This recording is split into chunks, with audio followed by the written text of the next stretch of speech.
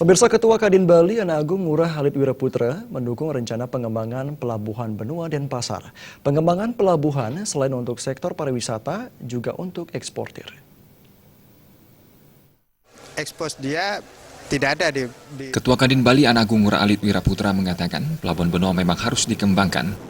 Hal ini penting buat masyarakat, terutama pengusaha yang bergerak dalam bidang eksportir dan pariwisata air.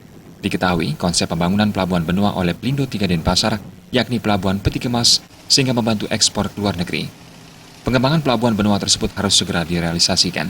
Untuk itu diperlukan goodwill antara Pemkot Denpasar dan pihak Pelindo 3 Pelabuhan Benua dan pemerintah Provinsi Bali. Halid Wiraputra menambahkan meskipun terjadi reklamasi, hal itu sangat kecil karena untuk kepentingan fasilitas pelabuhan, bukan untuk akomodasi. Ia berharap Pelabuhan Benua menjadi pelabuhan terintegrasi. Selain pelabuhan pariwisata, juga pelabuhan peti kemas kecil terkait ekspor ke berbagai negara. Dalam ekspos dia tidak ada dibuat akomodasi wisata dan sebagainya.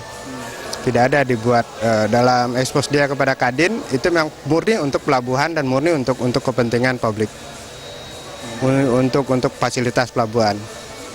Jadi tidak ada untuk akomodasi wisata. Itu yang diterangkan kepada Kadin waktu eksposnya pelabuhan itu, dan dari itulah Kadin mendukung pembangunan daripada Pelindo 3 ini.